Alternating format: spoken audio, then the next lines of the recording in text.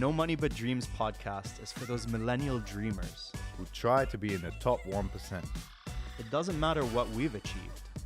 We wake up every morning with the mindset that we're still broke, We welcome you on our journey in search of that home run. which can change everything. Everything? Everything. Welcome to the No Money But Dreams podcast, and we have a brand new episode where we talk to founders and entrepreneurs in Dubai about how they're building and scaling their business. And today we are very, very lucky to have Denis, who is the co-founder of Really AI. Thank you, Alex. Thank you for having me. It's a pleasure, man. It's a pleasure. So just to get started, I want to know who is Denis and what's your mission? Well, who is Denis? Besides a really tall guy, because Yeah, I'm a very tall guy. you can't see it now, but I was like, hey, how you doing, man? So I'm the guy who came to Dubai in December of 2010. And basically I spent almost all my life working in the real estate. I've done an incredible career as an agent. By incredible, I was a top agent in some of the best companies, big volume of sales, very good success with my clients. My clients made a lot of money as well. Like after some time, I realized that like you as an agent, you don't really have a career path. Like to become a manager, to become the company owner is not actually what I was looking for. You can always scale with regards to the ticket of the size of the properties that you are selling. Exactly. But at some point you get like not so excited about the sales anymore. You know, you're getting tired of this. Yes. And somehow somebody like approached me and asked me about a specific project that one guy was planning to do. That project really inspired me, and I saw that this project can really solve a huge problem in the real estate industry. And initially I became a big supporter of this guy. Then I became an investor in this project. And after some time, guys invited me to become a co-founder. So right now I'm building the platform as a proptech startup that are solving a huge problem in the real estate world. That is related to the sales in the off-plan segment. And what would you say is that problem? Like, what is the problem that you solve? The main problem is that we are helping developers to use technology to optimize their expenses related to the sales. Okay. So real estate is the biggest industry in the world. It's bigger than the stock market combined, like gold industry, you name it. Yeah, it's the biggest one. It's $320 trillion industry. But this industry is still using a very old technology. Yeah, and so we are optimizing these processes through the technology, and obviously like AI is right now coming. So the developer is not distributing the availability that they have through the Excel files. Yes. That is done right now or through the WhatsApp groups with the agents. We are providing the platform where we centralize information about all developers in one place. So for agent, it's convenient because they don't need to speak with different developers and try to find out what is available and what is not. It takes a lot of time right now because it's how it works right now. Right now, agent needs to send a message to the sales manager and ask him, hey, is this unit available or not? And that guy or girl might be on a meeting right now. Yes. So the agent is losing time by serving the client. It's a big pain for the agent. Yeah. And if there is a centralized platform with all the information, good agents can serve way more clients because information is available immediately. I will just give you an example for the people who maybe are not familiar with the real estate industry. Like Emaar is the leader on the market. And they are selling way more, like we can say they're selling 3 times more than the second player. Yeah. But the second player has 500 people in their sales team. And Emaar has only 50. Wow. And obviously they are exceptional. They are very good, these people. Yeah. And obviously the brand of Emaar as well helps to sell it faster. Exactly. But one of the reasons why 50 people can serve such huge volume of sale is because they don't send Excel files and PDFs of what is available and what is not. There is an Emaar app. So you go to the MR app, and if you ask me, Dennis, I want to buy this unit right now, I can open MR app, I can choose the unit, I can upload your details over there, you can receive the link to pay for the property, and we can reserve the unit. Yes. Done. So they're not so involved in this process. Yes. They can advise me, Dennis, take a look at this project, not on that one. While the second player have 500 people to whom they're paying salaries, opening visas. They have a lot of expenses on them, high risk, because somebody can steal the data, somebody is doing this, that. And their main job is to approach agents like myself and push them through the WhatsApp the information. 500 people are pushing agents like you to do the same. Yes. If I open my phone, like I'm not in sales already for a year, but every week I'm receiving messages. Hey, I'm representative of this developer. Hey, I'm representative of that developer. Do you want to work with me? And they have to do it this way because they don't have this solution at the moment. And we're introducing this solution to the market. Okay. So you basically target the second, third, fourth, fifth players, or EMAR also works with you?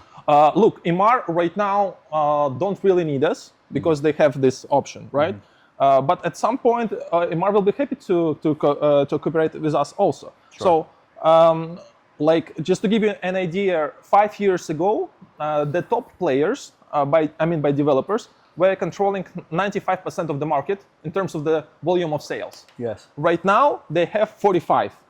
Wow. So there's 45 developers in Dubai? No, 45% of the total volume. Sorry, yeah. There are hundreds of the developers in Dubai. So in 5 years, there are a lot of new developers that came to the market. Yeah, we had a boom. Yes. Yeah, Dubai right now is like the most popular place related to the real estate. Yeah, money from all over the world are coming here. Yeah. And so a lot of new guys came to the market, and obviously they're looking for the attention of the agents because how it's done in Dubai, developers don't sell their projects directly to the clients. They're doing it through the agents. Is that by law or just by practice? No, it's just I can explain it. It's related.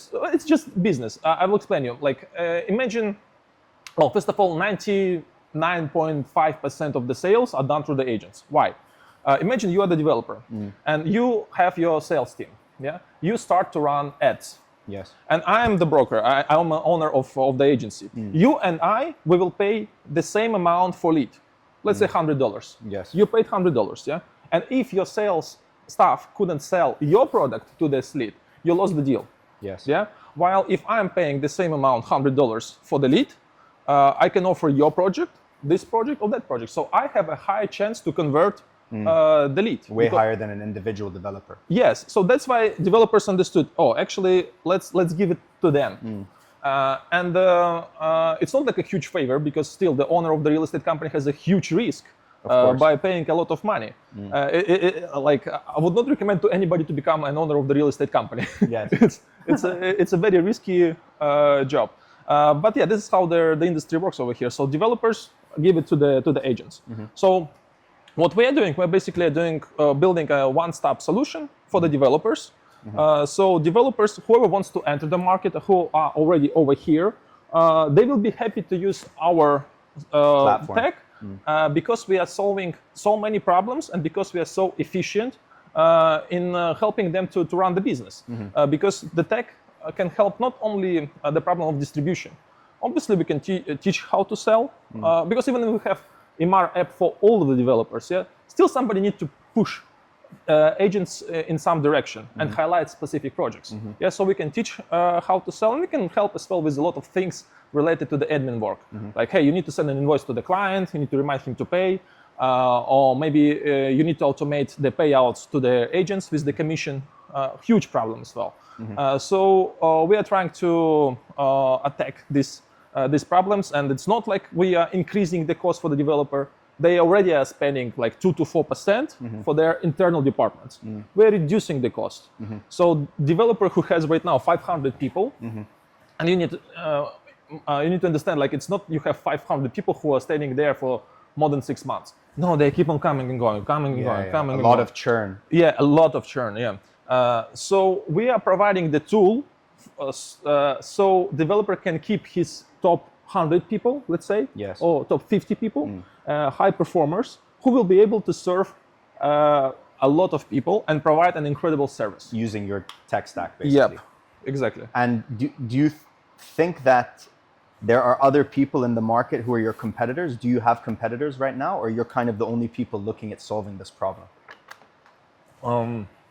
Considering that we are solving two problems, where we are providing a solution for the agents. Yes. Hey, agent, you can be more efficient by getting the information.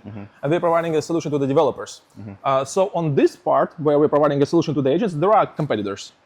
Yes. On this side, where we are helping developers, well, we don't have anybody at the moment. On the agent side, would you consider yourself somewhat kind of like a CRM platform? If you just look at yourself on the agent side, you're basically facilitating them to manage the relationship with their customers and be more efficient?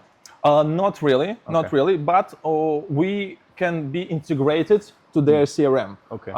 We don't, like, obviously we have a good foundation to provide later a service as a CRM. Yes. Yeah. But right now we're helping agents to find the right product for their clients. Okay. Because like for somebody who is not familiar with the industry, you may know that there are this project, that project, and that project, yeah? But sometimes you receive an inquiry, hey, I have a budget of 3 million, I wanted to have a 2-bedroom.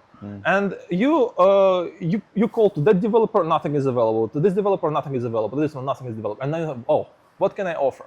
As usually you will ask your colleague, hey bro, I have this lead, this request, can you suggest me to find something, yeah? And your colleague can give you an answer, yeah? Or he can open our platform, use the filters, find some units, and this is how a lot of deals are being closed at the moment also. So we are solving this problem by identifying the options that an agent can offer to the client. On that side of what you just explained to me, how do you differ from Property Finder or Bayut, for example? Sure. So Property Finder and Bayut are basically a B2C platform. You're B2B. We are B2B. Property Finder and Bayut are focusing on the secondary market. Got you. Yeah. You're just off plan. We are just off plan. Okay. And Property Finder and Bayut are trying to tackle this thing, issue, but they cannot tackle it really because they, in the end of the day, the information is broken. You have listings which are wrong, pictures which are not true as well. Big, huge problem. It's a disaster. And we are trying to solve it also. Like there is a solution. Solution exists. And for example, in States, there is something that it's called MLS. Basically, what is MLS? And what is the reason why there are fake listings on the platforms? The reason is like, hey, I want to attract the lead. Yeah. Yeah. It's clickbait. Yeah, basically. But imagine you have an infrastructure where agent doesn't have an initiative to post fake leads. It's incredible. Yes. So MLS is basically such tool because in MLS you don't have customers. Okay. Okay. So MLS is exchange between the agents of the inventory. Yeah. And you have this exchange of the units, and then their classified websites, they get linked to the MLS, and they pull the information from MLS to show the listings. Gotcha. So MLS is solving this problem, and we are trying to introduce something like this later on also. But I have to admit, the government have done an incredible job, and the Property Finder and Bayut also, because they are trying to remove the fake listings. Yes, no, it's gotten much better compared to a year ago. Much better, yeah. But the guys over there, they are after customers. And we could as well have a chance to go after customers. And the reason why we didn't decide to go for the B2C, it's because if you go there, it's like red ocean. You need to have like big pockets of money to pay for the marketing. Yeah. But in our business model, we don't need to attract anybody. Yes. I already have 80% of the agents on my platform. I already have 99% of the projects on my platform. So my customers are already here. And I don't need to compete with Property Finder on the marketing dollar, which is insane. Yeah. They are already so huge that it's a difficult task to do. And how do you monetize? You take from either side a fee, a subscription, or? We have, our main business model, we are charging developer per transaction. Okay. So we could charge them per impression on our platform. We have right now 8,000 plus unique visitors as agents weekly on the platform. Wow. So a huge army of agents are opening our platform and they're searching for something. Yeah? Yes. And this is the exact people whom they are trying to attract, developers. Yeah. Exactly. So we could charge them per impression. But we realized that we will be able to generate more income and provide more value if we will tell them, hey, you're not paying us anything unless we are selling your projects. Exactly. Are you happy with that? So wait a second, you list me over there and I'm not paying you anything if there is no sale. Yeah, you're not paying us anything. Amazing, let's go for it.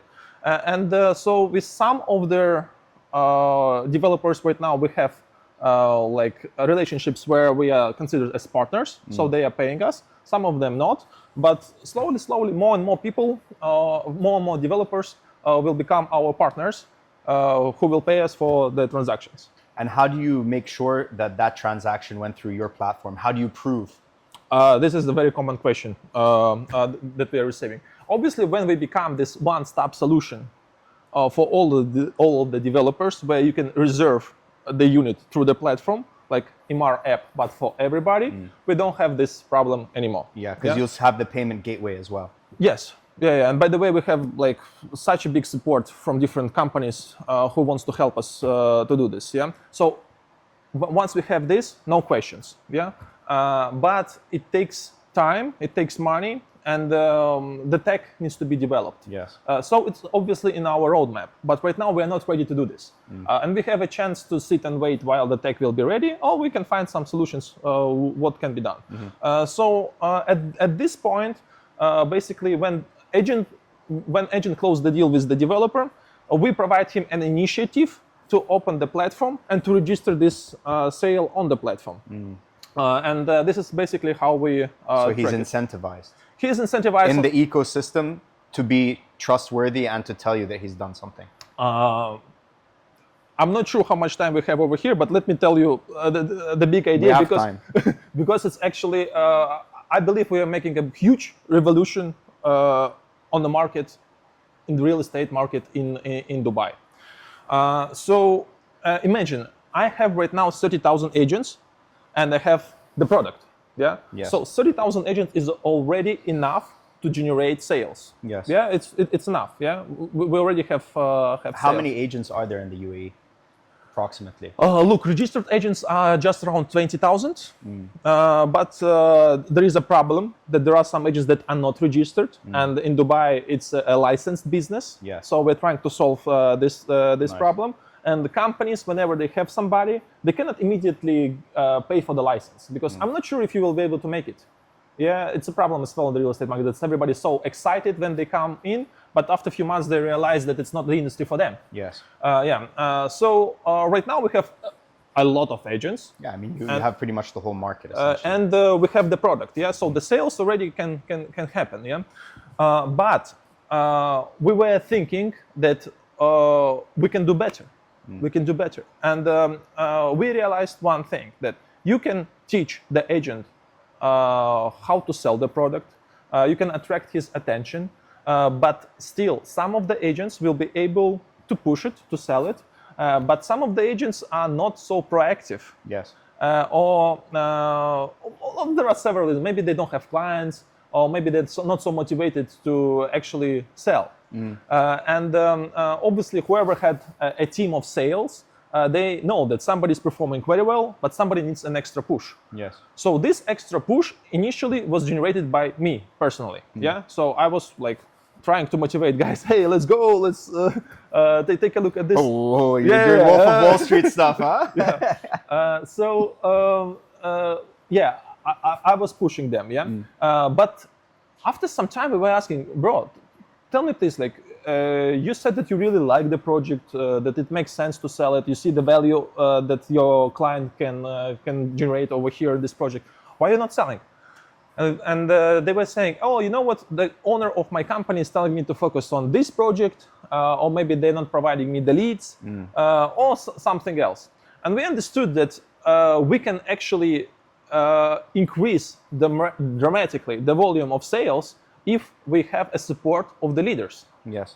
And by leaders, I mean people of influence. And in real estate, it can be a top performing agent, because like when I was like a top agent, I had a huge influence of the agents. I was helping them to go there. And even if agents are saying, hey, focus on this project, the sales will increase. managers, company owners, maybe influencers. And let's say I had a project, and all of the influencers in the real estate are my friends. Yeah, they know me for many years. We have done business together, and I can ask him, hey, bro, can you help me to highlight this project? No problem. Can you help me to highlight that project? No problem.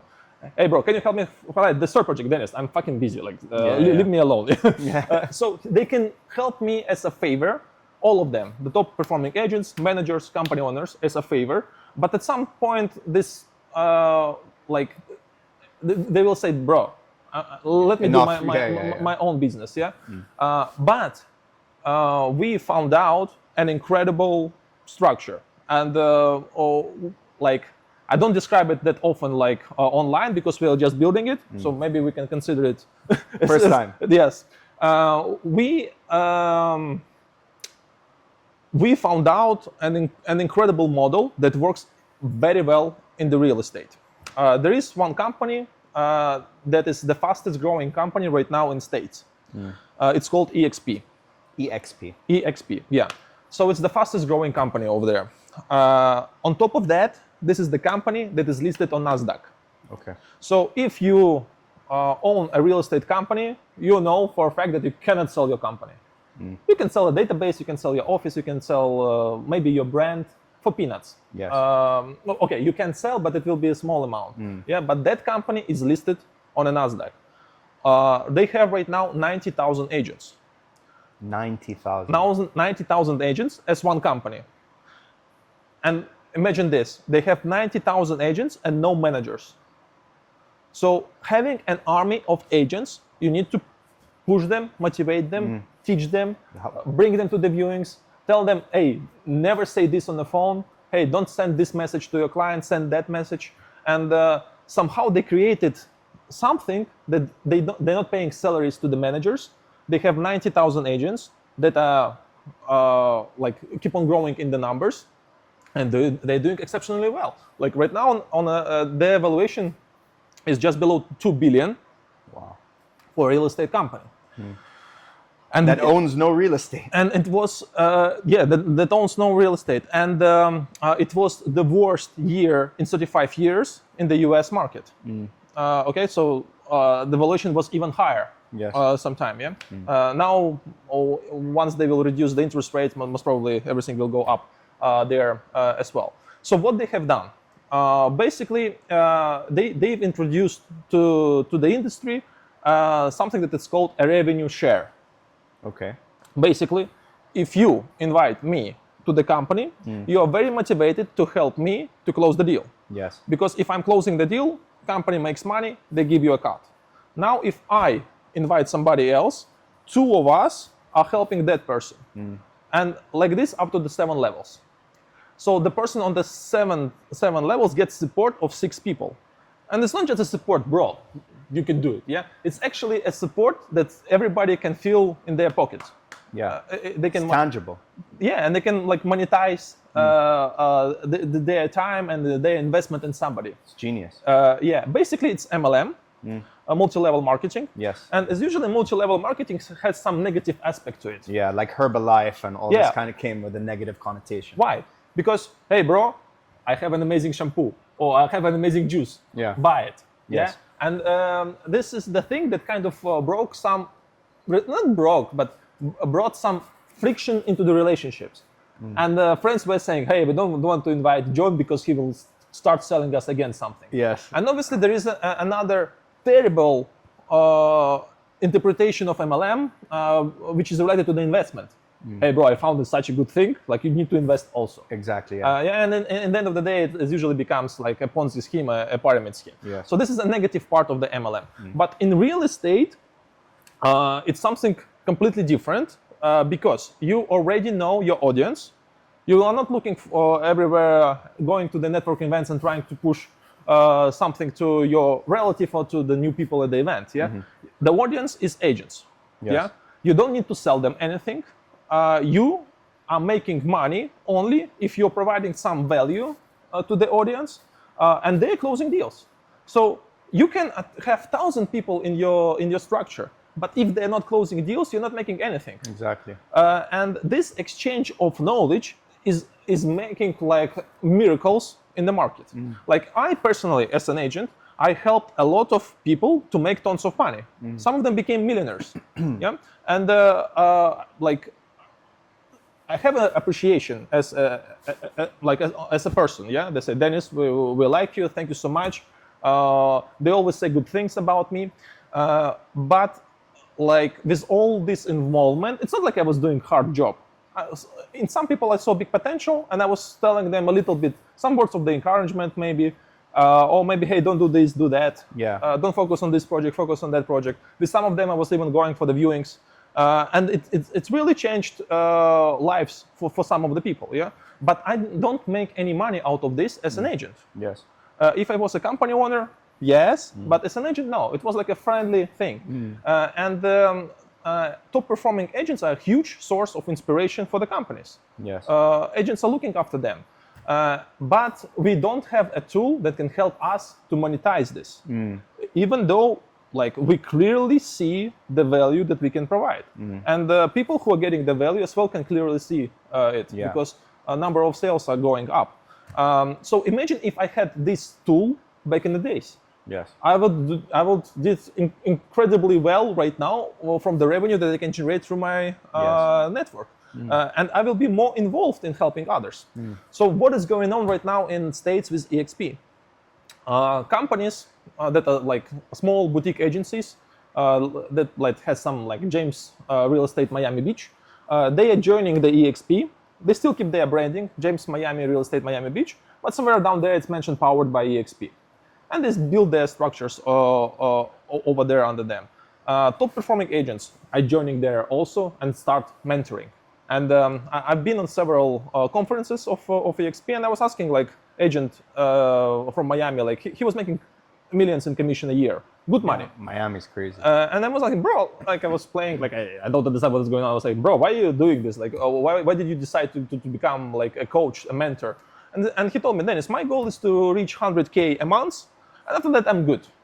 And because he knows that this thing will keep on growing, and most probably his income will increase also. And it's actually a huge problem for the agents who are doing well. Because at some time you get tired. And you know, you have a limited capacity after some time related to the patience. Yeah. And you already, like, a client comes to you and you don't have already time to like invest so much time.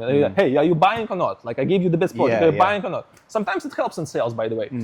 Then somebody, Yeah, exactly. Pressure. But this is a problem. And after some time, top performing agents are just leaving. They're already wealthy. They have money. They have several properties. They can relax. Yeah. But this structure actually provides them an opportunity to build something, to provide the value, to feel this value, and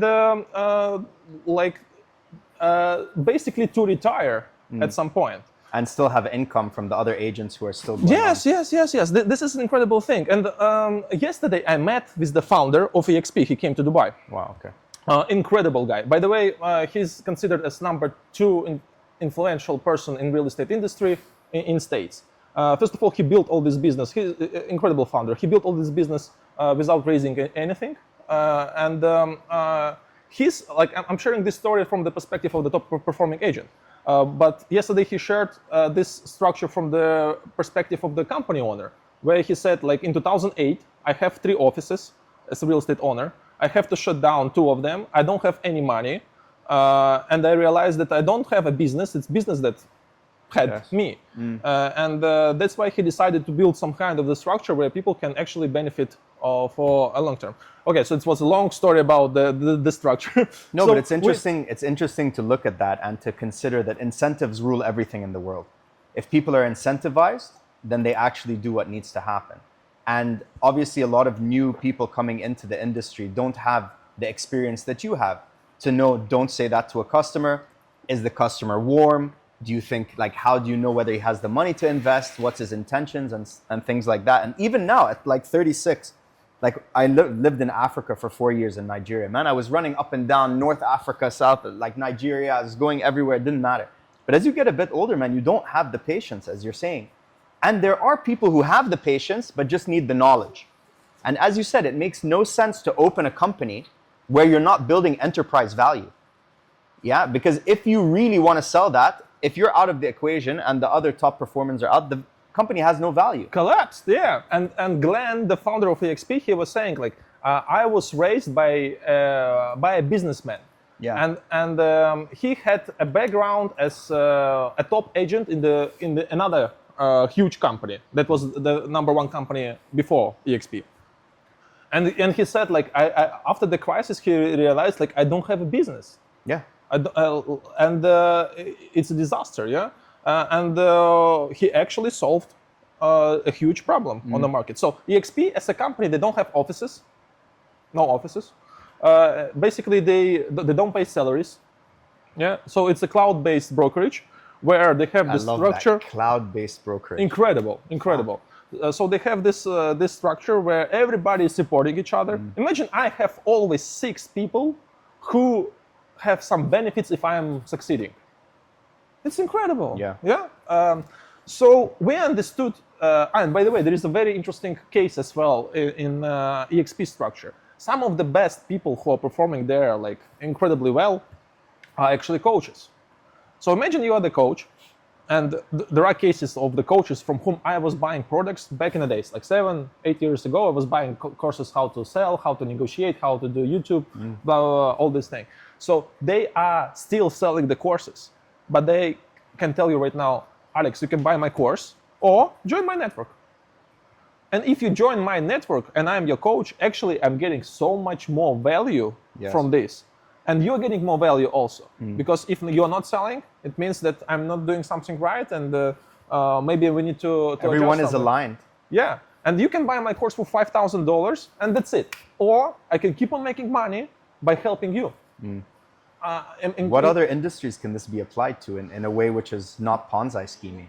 Just food for thought. Look, I think any other industry where we have like aspect of sales, where experienced agents, experienced salespeople can teach others. Yes, can because mentor. Any sales industry need to have mentors. Yeah, and it helps a lot when somebody is pushing each other. So are you trying to do that here? We already did. Okay. And look, we understood that this is an incredible structure, very inspirational, solves huge problems. It creates community. It creates this connection between each other. It gives an opportunity for Glenn to list his company on the NASDAQ. Yeah. There is no risk of the founder. Like there's few things that we will discuss. Yeah. Acquisition.com. Yeah. So there are several risks. Yeah, there is no risk of the founder. If the founder is in the company or not in the company, it doesn't matter, because this structure is managing everything. If the top performing agent is in the company or not in the company as well, it doesn't matter. You don't have a risk of the founder. You don't have a risk of the employer. And this is a very good foundation of the company. Can we show the doc in the bring him frame? in. Come. I think this will take the highest views. Zeus, come talk to us about real estate. Come, what do you think? Hello, what do you think about real estate? Do you want to use really? Can you have a dog option for really now? Now we will definitely need to consider it. So we realized that this structure works incredibly well, this mentorship thing. And we understood that we as we are making money in any case. If the agent from this company close the deal or from that company close the deal, developer will pay us. And there is no as well limit of how much money we are, like in EXP there is a limit of how much money you can make per agent, because at some point the company stops making money from the agent. So their offer is 80-20 commission. Yes. At some point it becomes 100. So once it becomes 100, you're not getting anything from your agent. Yeah. In our case, if the agent is closing a lot, we will make even more money because developer will pay us more. So we realized that there is no limit in terms of their company and in terms of their how much money you can make per agent. If EXP is covering the entire market, like off-plan, primary, secondary, blah, blah, blah, we are covering only offline, and part of this. And we understood that with it we can offer to the market an option to build these networks. And you can build your network with the agents from different companies. Yes. So now if you're top performing agents who can provide the value, you already have people whom you help. You're almost disrupting all estate agents, basically, the companies, kind of. Not the companies, because we are not a company. You're disrupting them. You're giving, at the end of the day, I'm my own company. Why do I need to have an office? Why do I need to have all these people when I can just be mentoring top people? Look, you will still need to have an office. We are not solving this. We are not becoming an EXP of the market. We're just taking their structure to mentor each other. Okay, the mentoring side of that. Mentoring side of that, yeah. We don't need attraction side of that. We don't need to attract anybody. We have everybody. But we are taking the mentoring side of that. So right now, if you're a top performing agent, you can help several people under you, and you can help them. And they will put somebody under themselves also. And if you're the manager, same thing. And if you're the company owner, it's a huge thing for you. We were approaching the company owners and we were telling them, guys, you have several big problems. We know about them very well because we are from the market. We know that you have a problem with the onboarding, with the recruitment. You have a huge problem that you're waiting for a very long time to get the commission from the developer. And you have a very big problem with the churn. People are coming and going. So we are trying to solve a lot of these problems. And we will solve them. We have tools for everything.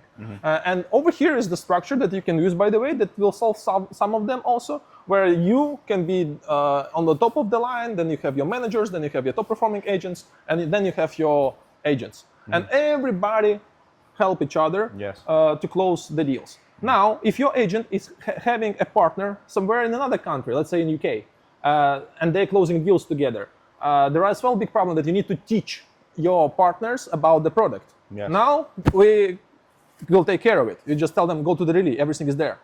And as well, if you link them to your structure, you as well have now initiative to push them a little bit more, to share a little bit more knowledge with the team, maybe give 1 weekly Zoom calls with them and help them to close more deals. And this is an incredible tool right now over here. And imagine after some time, everybody will be under somebody, will be helping each other. And whenever they open our platform, they will see that there are projects. And some of the projects are highlighted. So they understand that if it's highlighted, it means that this developer is part of our program. Network, yes. So right now, with this, we solved another thing. Not solved, we improved by far this option that we don't only have agents and we are showing them something, but entire market is pushing in one direction. We already were looking in one direction. We were already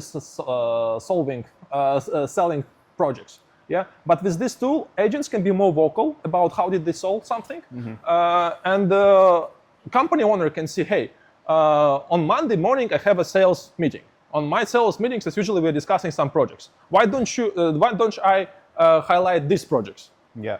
And it's a very big value for everybody, for the company owner, for the top performing agents, for the agents who are looking for the support, and for the developers also. And even I, as agent, I had a huge influence on some projects. Of course. You know how it works, like when the people within the company see that some deal came up, because there are announcements of the deals, some projects that you didn't know about before. Obviously, curious to find out what is this project about and why your client bought over there. So I say, Alex, how did you sell this? Why your client decided to stop on this project? And there are multiple occasions where I was selling something. The company was asking me to give a presentation to the agents, and I was explaining how I pitched it, why we decided to choose this project. And then on the next day, the sales were growing over there.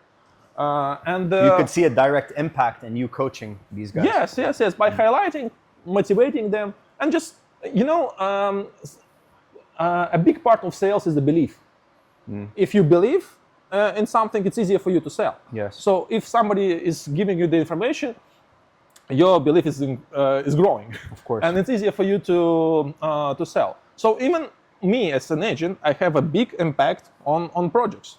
By big, I mean like tremendous. millions of value. Yeah? And well, obviously I was working in a big company. Yes. And again, the company owner was getting value, agents were getting value, developers were getting value. I was getting appreciation. But now with this tool, I can be more vocal about these highlighted projects, and let's discuss how to sell this. Yes. And this is a huge benefit for the entire market that we are unrolling right now. Massive innovation. And so far in the business, have you bootstrapped or you raised capital outside? How did you get started in this? Up until now, we were bootstrapping. Okay. Painful process. By painful, my first experience as an entrepreneur, as a founder, and obviously I was making a lot of money as an agent. Yeah, and when I stopped working, I was thinking, okay, by this time we will do it. In the worst case scenario, we will do it by this time. Yes. But obviously, all this was pushed pushed further. For several reasons, you never know what will work and what will not work. Definitely. Yeah. So yeah, we bootstrapped, and right now, and during this period of time, we are closing our seed round. Wow. Okay. And yeah. So you feel very confident. You have proof of concept. You have a minimum viable product, obviously, and now you want to scale it out. Is that why you need to get money, or are you in a negative cash flow situation? Well, definitely we are in a negative cash flow situation. We need to put more money. Yes. We are not on a break even. We're planning to be on a break even by the end of this year. And startups need more and more injection. Especially when you're trying to build the marketplace. Like you have the marketplace, but when there's multiple stakeholders and you're trying to bring them together, sometimes you have to burn money in order to get to the point where the flywheel starts and everyone sees the value and the economic value starts to kick in. Yeah, and like, you know, different personas say different results of what we have achieved. If it's just an investor, he sees that there are 30,000 users that are registered on the platform. Yes. There are 8,000 plus that are using us on a daily basis. There are so many offers being downloaded. There are so many clicks on this project being accumulated. Yeah. And if it's somebody who is from the industry, they already see the tremendous value. Yeah, it's just like me. Like initially, when I heard about this idea, I thought like I need this solution right now. Yes. As an agent. You felt the problem. Yeah, I need this right now. How can I help you? Yeah, so the people from the industry, they already can see like a huge value in this. Yeah. Yes. And they're ready to support as well the project, and we get a huge support from the community. And in fact, our seed round, like we had several options from whom we can take money. Yes. So there were like venture capital funds that approached us. There were venture capital funds whom we approached. There were founders with whom we discussed. Like some of them are successful founders, some of them sold their company, so we asked them for an advice. And obviously, like an obvious source of inbound request to fund the project was from my existing clients. Yes.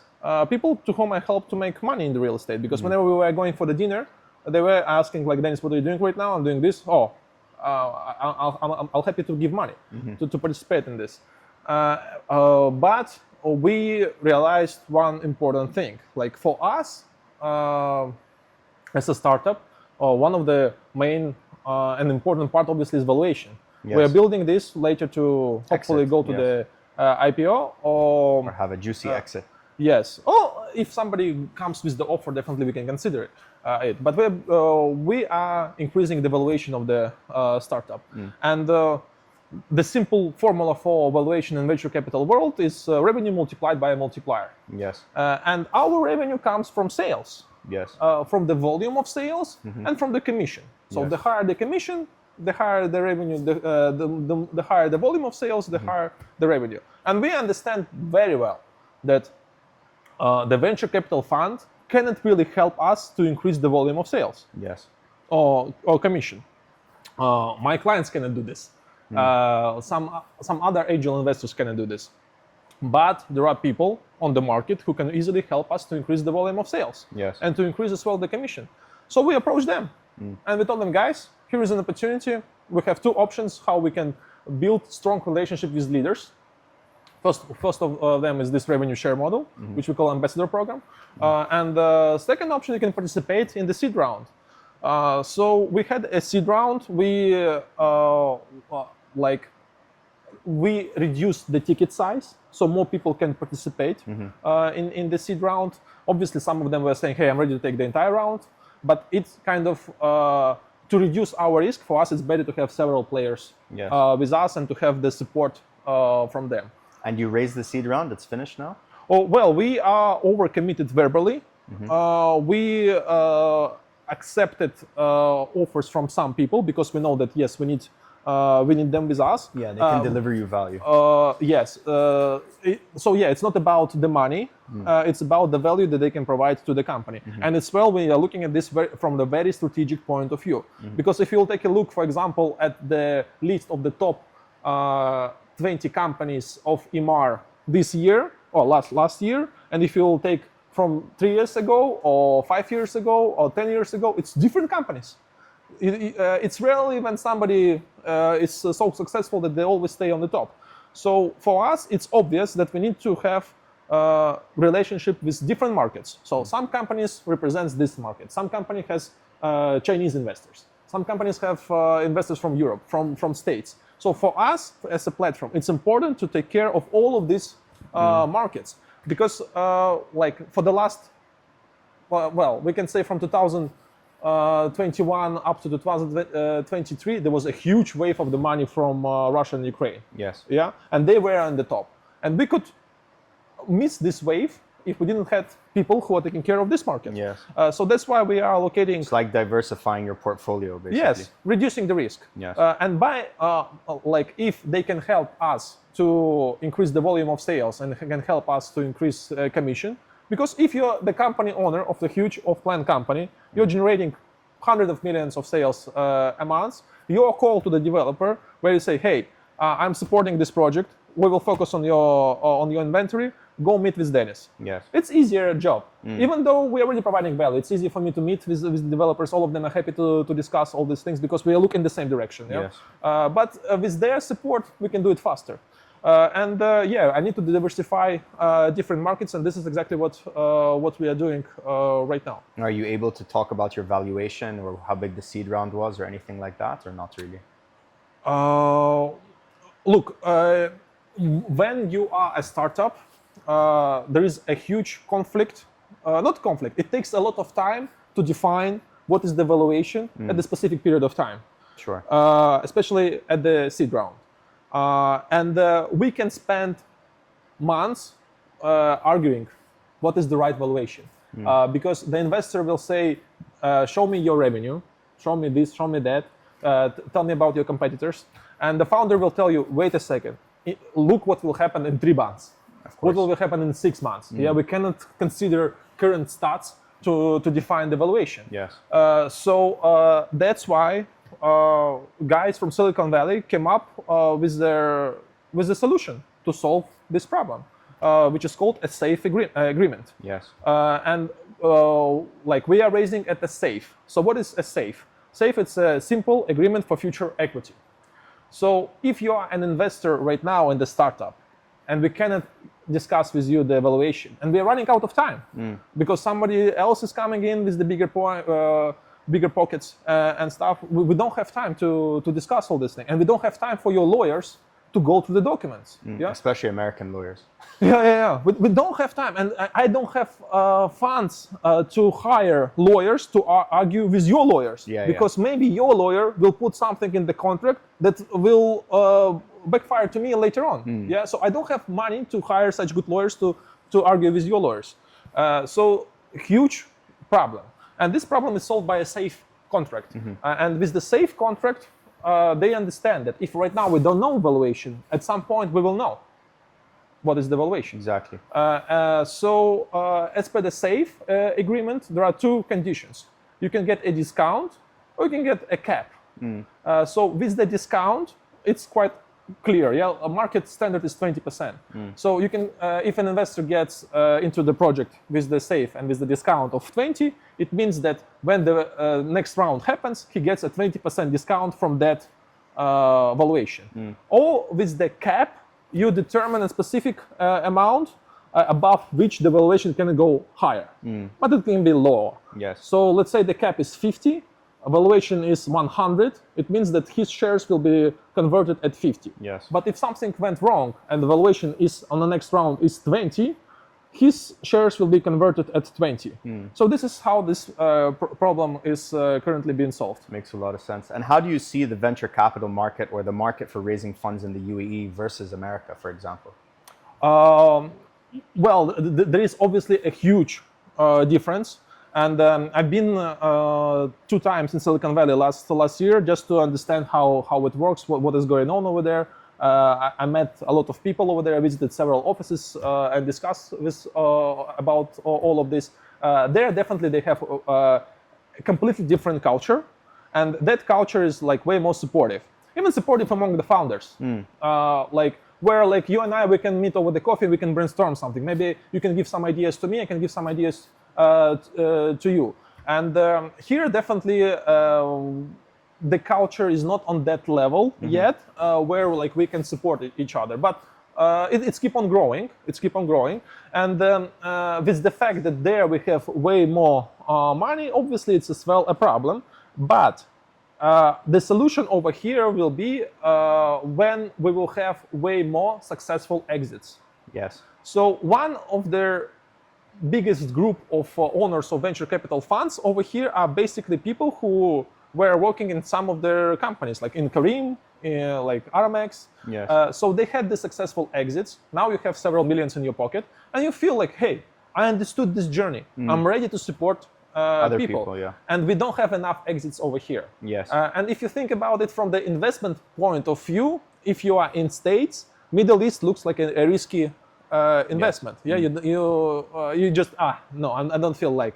And another thing which is very interesting, like overall, if we're talking about the startups, UAE is a small market. Yes. So to become a $1 billion company, Yes. you need to go to Saudi, Kuwait, Qatar. You need, and maybe even Egypt to have the volume. Egypt, yeah, like we have a strong community here from founders and people from India, from Pakistan. You can somehow find a way to penetrate that market over there. And obviously in Silicon Valley, there is Stanford that as well is raising For talent. people over there. Obviously, there are a lot of dropouts from the university. But yeah, when you are in Stanford, you just, like, I've spent there some time. You just step, the first step in the Stanford, and you're already inspired. Yeah, I know. I've been there. I sat in the library for like 5 hours, just like, wow.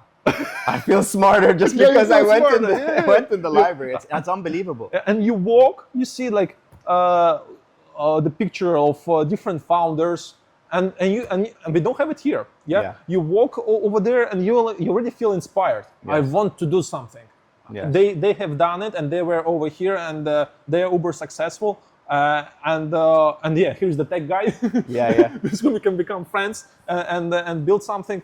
So university as well definitely a huge part. And by the way, I built some relationship with their teachers in Stanford and Berkeley. Berkeley, yes.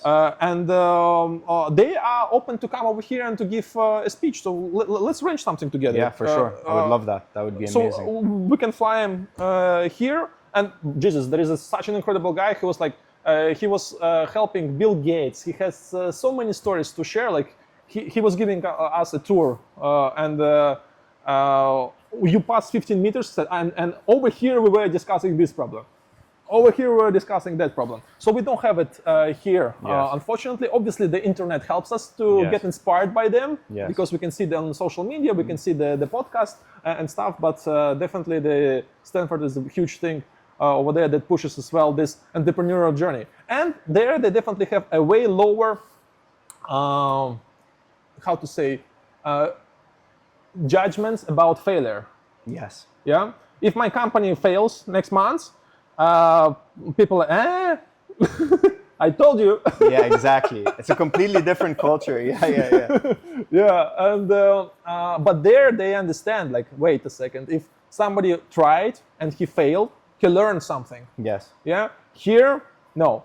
And in fact, when you speak with some of the investors, they are looking for your failures, because if you didn't have a failure, Then you didn't learn anything. you didn't learn anything. Like even throughout this year, since I am an entrepreneur, I learned a lot of things, even something that is related on my well-being.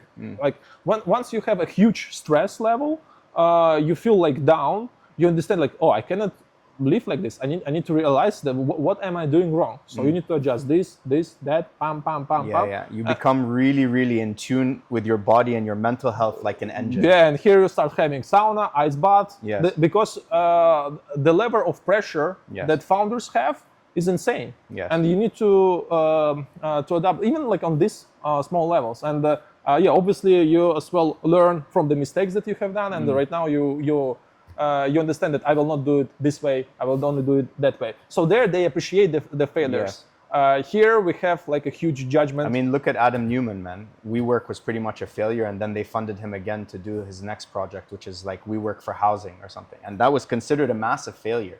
But he learned in that, and people have funded him again. It's crazy. He's an incredible guy, yeah. Yeah, he is. Yeah, no, it's important to see the differences. But I think now in the UAE, as we have more people moving here, the market will get bigger, number one.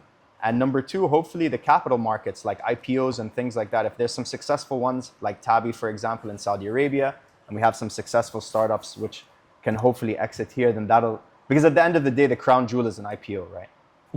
If you go from inception to IPO, that's the goal that even investors want. Everybody wants that. And America offers that at a massive scale. You know? And by the way, government over here has an agenda to raise 20 homegrown unicorns. Yes. By 2030 something. Yeah, it's an incredible agenda. And we believe that we as a startup, we are in the right place, in the right city, in the right industry, with the right connection, with the right reputation, and with the right government. Yes. So it's an exciting journey for us. Why do you think so many people are moving to Dubai? Oh, that's like multiple obvious reasons. And there are different scenarios from different people from different part of the world. But a lot of this is related to the financial burden that they have back home. Yes. Where you need to pay a lot of tax, or maybe you're not safe that your government will take your money. And even if you'll decide to transfer your money, you might face a huge problem. And Dubai showed an incredible picture to the entire world during Corona, because Corona actually accelerated Dubai big time. Big time. So what happened? Families in Europe who were saying, "Hey, I don't want to come to Dubai. It's like a Muslim country. It's like this, some bad, wrong perception of the place." They had to go over there because they had a choice. They will go to Zanzibar or to Dubai. Everything else was closed. So they came to Dubai like, you know what? This is better than home. Actually, it's incredible. And they start moving their companies over here because there is a tax benefit. It's safe. Somebody realized like, hey, I want my kids to go to school over here, not over there. Yeah. Obviously, there was as well like a lot of problems, let's say in States. Yeah, now they're solving it. I related to the school, related to the propaganda in the school, like where your kids being asked, are you really a boy or girl? Yeah. Here you cannot imagine anything like this. No. Yeah? And for some of my clients who start buying here the property and who start considering to move over here, they tell me, like, Denis, I am a sponsor of a private school. I'm sending them a lot of money, but still I cannot stop them from asking my son if he's really this or that. Yeah. A huge problem. Now it's kind of being solved over there, Yeah. but still, as well, a big point for somebody to come to Dubai. I watched a podcast the other day and they say, well, as soon as you come to Dubai or the UAE, you realize tax is a scam. It's safe. The police force is good. Everything is clean. The transportation works. There's no potholes. There's no anything. So when people come here and they're like, wait a minute, how does this all work? You need to tax. We're not saying no. Like the government has to some way get money. But it needs to be done in a smart way. It needs to be done in a way where you're not burdening entrepreneurs, you're not stopping innovation. And that's the problem with Europe, man. And there's this idea that if you're rich, you're bad. Why? Why do you have this persona? Yes, there's people who for 10 centuries had land and maybe peasants back in the day and stuff. But your modern day person who's an entrepreneur like yourself, who's trying to innovate, can create value out of nothing. Right now, your valuation is $10 million. But let's say you took 10%, you took 1 million. You've created 9 million of value. Yes, it's on paper, but that's real value that someone has put money against. And if you don't have people creating value by taking risks, then why would I look at the stress you've been under? Would you do that if you don't think that you can be a unicorn? No, you will not do it. You'll not innovate. Yep. And this place understands that. And the leadership understands that. Yeah. I think that's the big difference. Yeah, and talking about the tax, like 5 years ago or 7 years ago, when I was driving my client on the Sheikh Zayed Road, I was telling them, hey, can you just pay attention on this infrastructure, on this road, on this metro? And can you imagine that all this was paid from the pocket of the government? Yes. So they spent this money, not from the tax money, but they invested their own money. Can you just imagine how incredible it is? And when I was moving from Sheikh Zayed Road to Al Khail Road, for example, and I was telling them, I'm happy to pay something so they could make this a little bit more green. Yes. And now they're making it greener. Yeah. They Like, actually care about the residents. Dubai is almost like one of those schemes. Everybody benefits all the way up. And once you move to Dubai, everybody's talking about it and pushing it. Yeah. So before they even introduced the text, I was saying I'm happy to contribute Of course, somehow. everybody will be happy to contribute if you actually have services. You have good education. Your kids are safe. You have opportunity to work. All of this, I mean, it's a no-brainer, man. And people are moving, and it makes sense. And I think they will continue to move until Europe figures their shit out. And looks like it will not happen in the nearest time. No, not at all. Definitely. Well, it was an absolute pleasure, man, to have you on. We should do it again. There's so many other points I wanted to talk about. Sure, but the time is kind of run out, I'll be happy to. Thank you. It was for a having pleasure, me. man. Take care. Thank you, brother. And good luck with Really, man. Thank you. Really Thank you. appreciate it.